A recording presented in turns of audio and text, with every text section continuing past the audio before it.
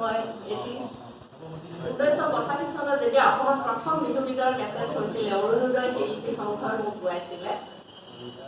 তো তেতিয়া ভবাই নাছিলোঁ যে বিহু মানে এনেকৈ যে বিহু গীতৰ কেছেটটো বিহুৰে বিৰিঙা পাত মৃদুল দাসে মানে বনাইছিলে মৃদুল দাস আৰু দুজনমান লগ লাগি তাৰপিছতে তেতিয়া গোটেই অসমত যেতিয়া বাজি আছিল অমিতা চবেই অমিতা তেতিয়া খুব ভাল লাগিছিল আৰু বিহুখিনি ইমান সুন্দৰ বিহু আছিলে মহেশ্বৰ বৰুৱা আৰু ৰাধাকান্ত বৰুৱাই শিকাইছিলে তেওঁলোকতো তেতিয়া অসমত বহুত নাম কৰিছিলে আৰু বিহুৰ গ্ৰুপ আছিলে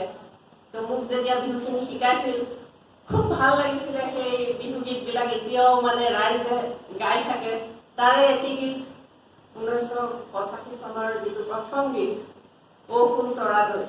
সকলোৱে জানে পাপনলৈকে চবেই গাইছে জুবিনেও গায় তেনেকুৱা সেইটো অৰিজিনেল মই গোৱা মহেশ্বৰ বৰুৱা ছাৰে গাইছিলে ৰাধাকান্ত বৰুৱাই গাইছিলে আচ্ছা যোজনাৰ কাটিলে আৰু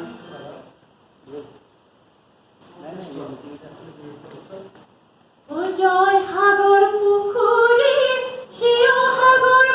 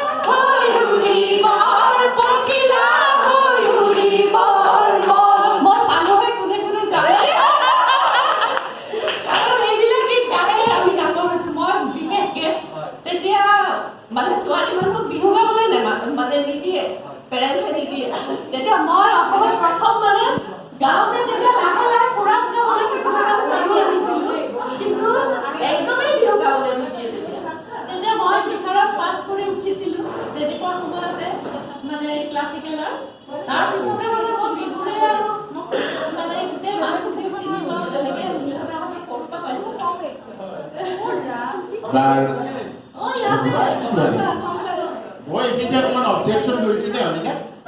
অনিতাই কৈছিল যে পেৰেণ্টছে মোক দিয়া নাছিলে, কিন্তু অনিতাৰ ভনীয়ে কৈছিল মোৰ সিহঁতক কেনেকৈ দিয়ে?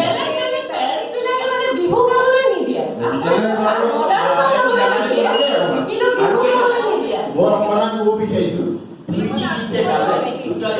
গালে এই গোৱাৰ মাজতে মই এটা কথা কওঁ, মহেশ্বৰ বৰুৱা মোৰ বৰ প্ৰিয় আছিলে, মোৰ একেলগে বিহু মাৰিছিলোঁ। মহেশ্বৰ বৰুৱা এই বিহু গানটো আজিকালি চবে গায়, পইচাত কমন কম শিকায় হা, তেখেতে কিন্তু বেলেগ ধৰণেহে গাইছিলে।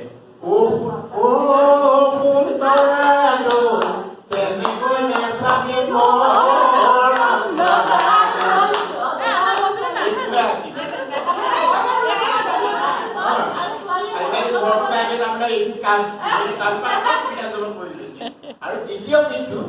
এইটো 92 দিলীপ গগৈ দিছিলে, নাহৰ নে কি কেছেটটো, লাহৰী নে নাহৰ হেৰি মোক আছে, মই বজাইছিলোঁ।